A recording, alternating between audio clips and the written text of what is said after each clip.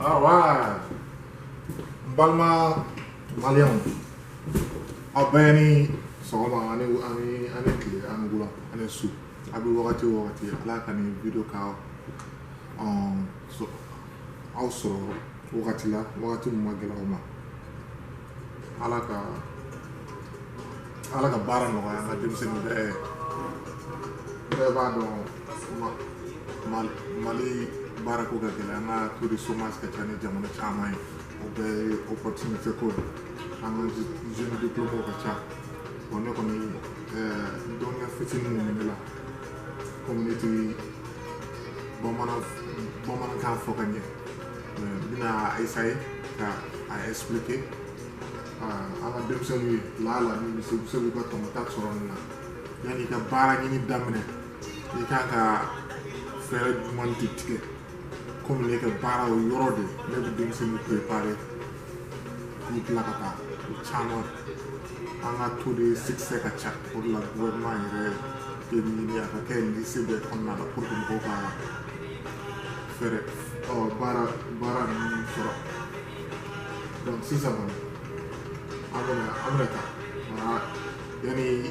itla ni école bible ou bi école de la CV que en bas for CV Mali là yan no ba c'est plus commun wa fa ko faire résumé ibi résumé que donc résumé jumé yi fam donia munu bi la ye kala munu ke ye métier munu de munu be kala on fait donc ni CV que chukula ibi mo ko ni ba ke chukula hal ni ba tibisa parce que ni ti adon ibi se ka fen kala mu se ka ika bara ko gelere abe fen be technique de abe strategy de no mo yo fo hali ga objectif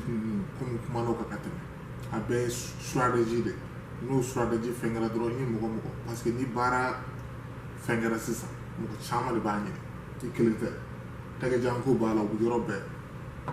mo bi mo waro don ulu bi se ka bala so ni on fen don pour que il fana ka yi pour taro so parce que bara kelente bara su ka cha donc ni tara comme yani ka bara ni damne donc il faut avoir le savoir il bien ko technique ou mais il lycée que clara sukun na ou clara université donc donia bila yoro dola donc après que pratique mais il fait théorie école là on fait donc il bi CV donc ni bi bara mi na say bi ka CV couture ka ta o la yi ka de mo ma mu se donc aire de bi dem sen mu bambolo ya aire de bu ka résumé ça oui coup de ma ka donc né au moins que ça vaut des 1000 résumés donc je sais que Mali CV on y a ta cha comme Mali et français on est le bi dugu na o ya de donc au CV nous déclare donc tu na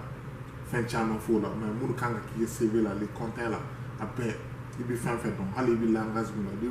clé no langage il va be kala il bi fin fait donc abu comme il reta biographie il a CV ni mo ma ta kala droite qui bi donc ningo ka biographie at comme il ka bara biographie ka donia biographie donc ok, faites une petite recherche sur l'entreprise que vous allez avoir en entretien donc yanika taire il est bara ni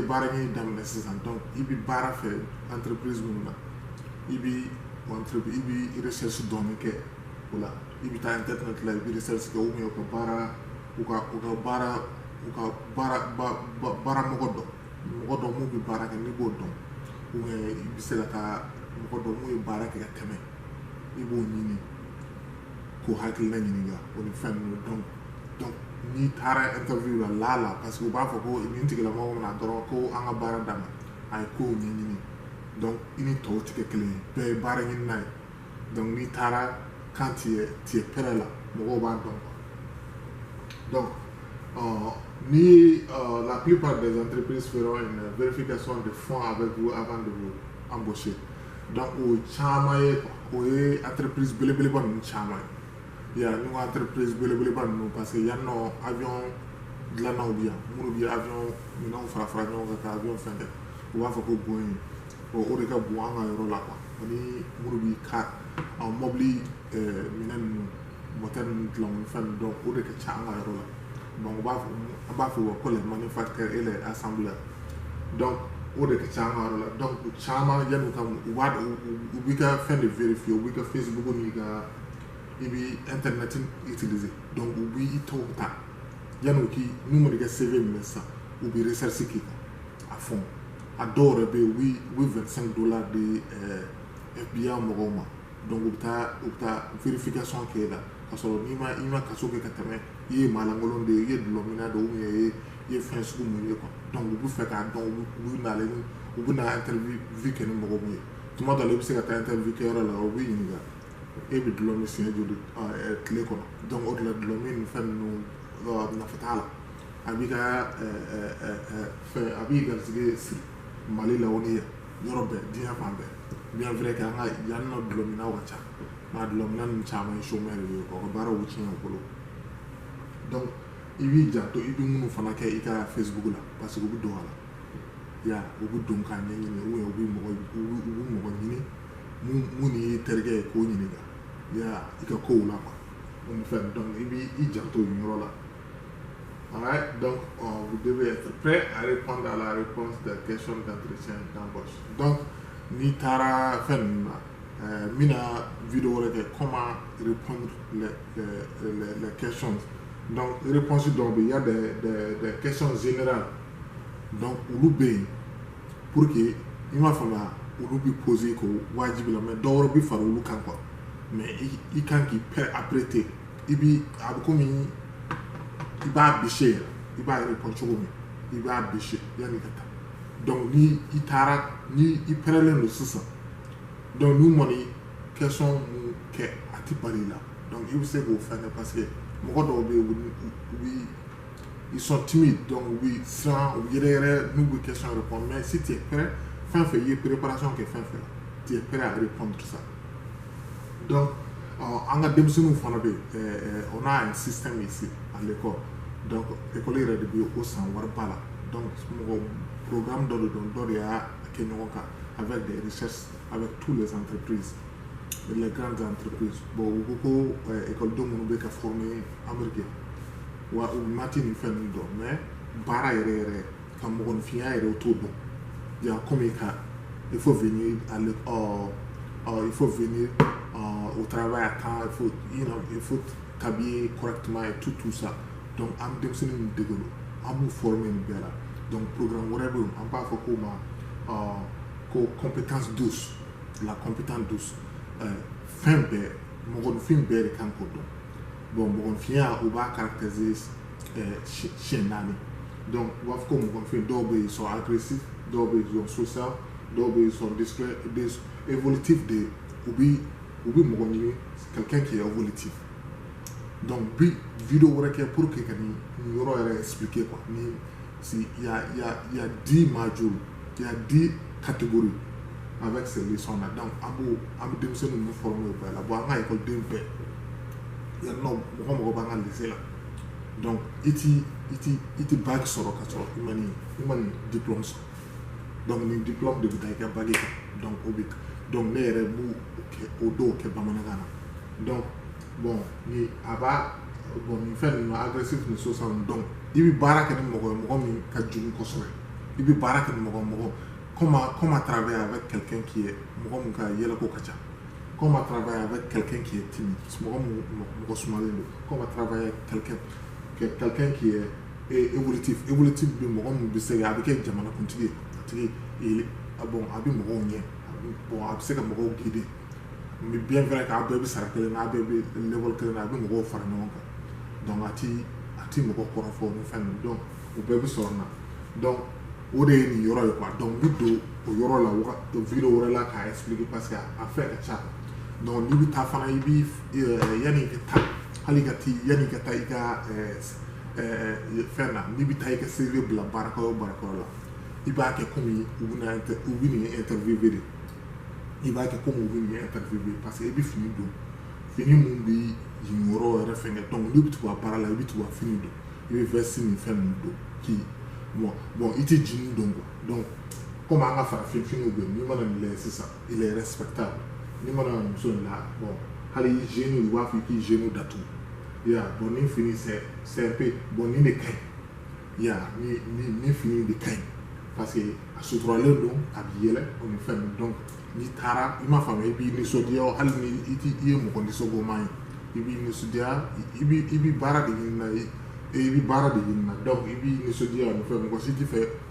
i ni mɔgɔ goman kɛ baara kɛ parce que i n'a tigilamɔgɔ bɛ tile bɛɛ ban ɲɔgɔn kan ne ni mɔgɔ goman don a tɛ bɛn bon n'i bɛ tugu a baara ɲini na sisan yan nɔ n'i bɛ taa interview n'i bɛ taa emploi d'embauche la donc i man ka fɛn don jean an bɛ jean pantalon minnu don ou bien wo bɛ jean minnu na o fɛn i t'o don quoi i b'i chaussure fermée samara noir u b'a fɔ ko fini jɛman o ni fini finman bon o ye yan culture ye mali culture bɛ se ka i bɛ se ka dulokiba don fɛn minnu b'i sutura quoi ya bon n'i bɛ taa ça dépend du compagnie n'i bɛ taa compagnie na minnu ye arabe compagnie ou bien arabe compagnie o yɔrɔ olu fɛ kunbiri bɛ donc n'i bɛ taa tubabu compagnie na olu ka sira tɛ kunbiri la donc ni i b'i janto yɔrɔ min de la donc ça dépend i bɛ taa baara ɲini mɔgɔ minnu fɛ ya n'i bɛ taa baara ɲini misiri la ou bien i bɛ taa baara ɲini église la kelen tɛ donc on continue toujours donc bon les 10 communs d'entretien bi don fana la ya bi vidéo wɛrɛ ko o sanfɛ comment répondre ça donc il faut toujours savoir pouvez-vous me parler de vous donc o bɛ ɲini o la à quoi le poste à